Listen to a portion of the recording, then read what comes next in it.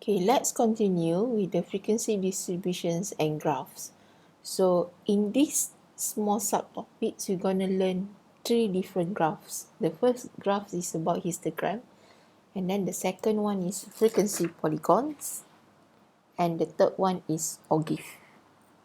Okay, so what is how the histogram graph? So you can see from here, so this is the histogram graph.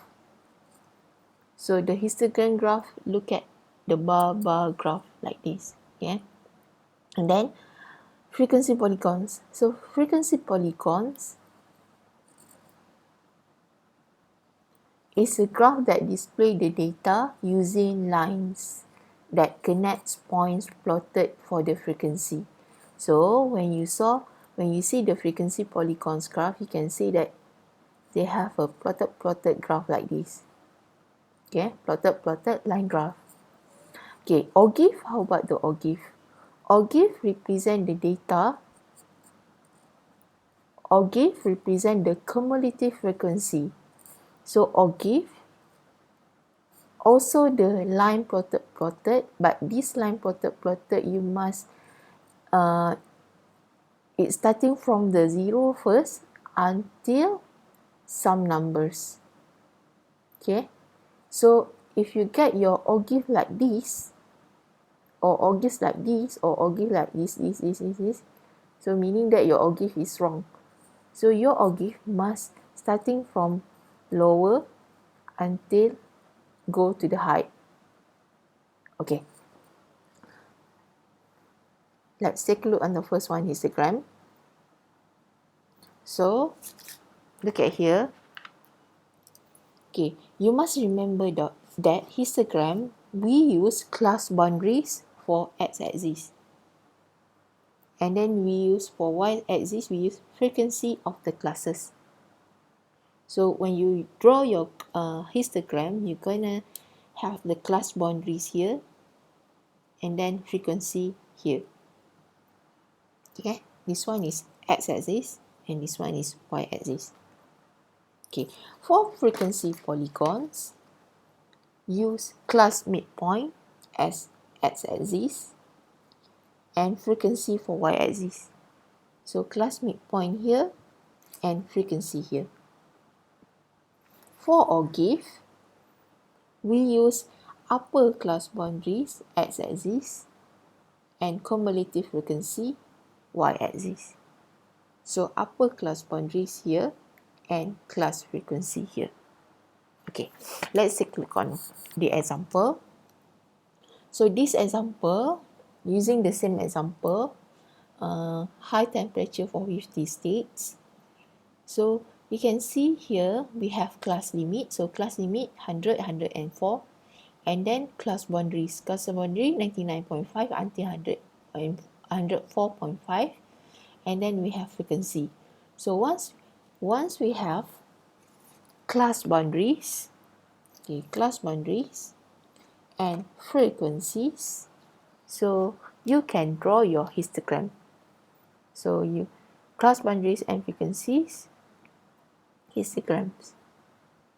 So the histogram, you can see that 99.5, so started from 99.5 until 100.4.5, 104.5, and then starting from 104.5 until 109.5, so until 134.5. So the first one is 2, 8, 18.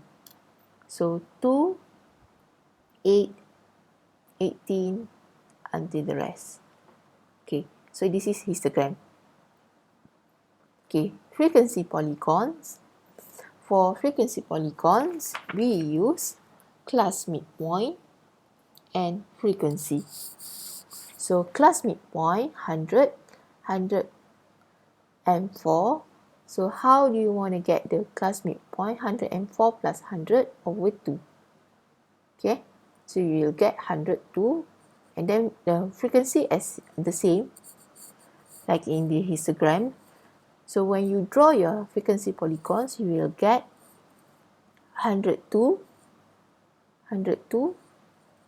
is 2, and then 107, 8, 107, 8, 112, 18. Okay, and the rest. Okay, and then for or give, so or give, we use upper class boundaries and cumulative frequency. So upper class boundaries here, you can see that this one, class boundaries and cumulative frequency. Cumulative frequency is coming from the frequency, but we need to add up. So for example, like 2 plus 8, you will get 10. And then 2 plus 8 plus 18, you will get 28. 2 plus 8 plus 18 plus 13, 41, until 50. So once you get 50, the total, so you can see that the equations is about high temperature for each of the 50 states. So meaning that you calculate all the cumulative frequency in the right positions. So 50. Okay, so the total is going to be 50. Okay, so when you draw your or give, you will get 99.5 starting from 0, and then 104.5. 104.5 is 2, and then 109 and 5 is 10, until the last one is 50. Okay. Okay. So this one is frequency distributions and graphs. Okay. The next one is relative frequency graph. So relative frequency graph, same histogram, frequency, polygons, and or give. However, they didn't use the frequency, but they use the relative frequency. Relative frequency. Okay.